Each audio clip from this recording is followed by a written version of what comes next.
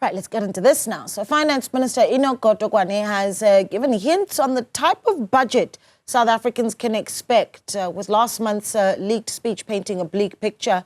A proposed VAT hike of 2 percentage points to plug a 60 billion rand shortfall divided members of the Government of National Unity.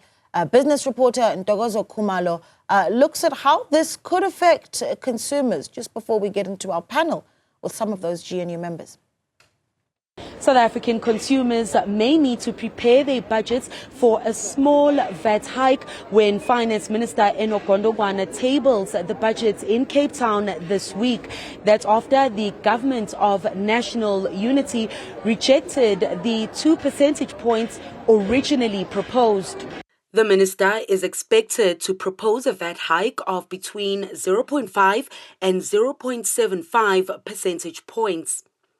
The program coordinator at the Pietermaritzburg Economic Justice and Dignity Group, Mervyn Abrahams, says in the current economic climate, any increase, no matter the amount, will affect households.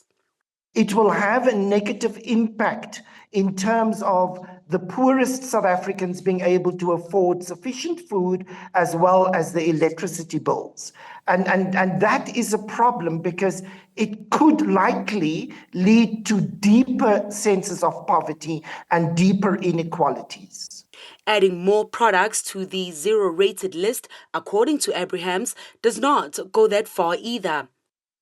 We see that the zero-rated basket of foods increased by 0.8%, while those foods not zero-rated, it's the other way around, increased by 0.8 and 0.5.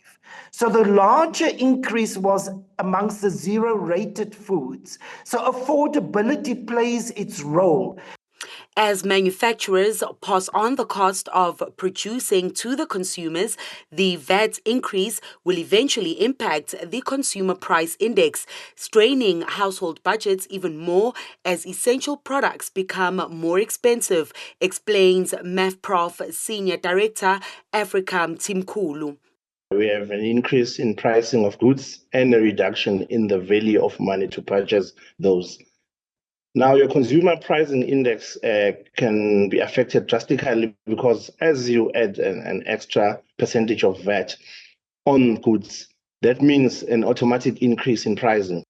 And eventually impact other consumer segments, including those with car and bond repayments. Obviously, there would need to be some monetary policy adjustment. Interest rates might go up, actually not even go up because borrowing then becomes more expensive from the trajectory of the increase VAT itself.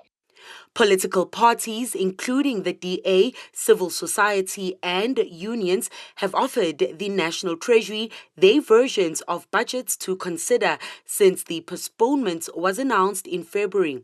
However, it's not as easy as it seems to fix a sluggish economy, struggling to raise revenue, has high debt levels and structural unemployment as just some of its challenges. Over the past 2 weeks, Finance Minister Enoch Godongwana has outlined the tough balancing act National Treasury has had in ensuring that it protects the most vulnerable households in the country while investing in fast-tracking economic growth.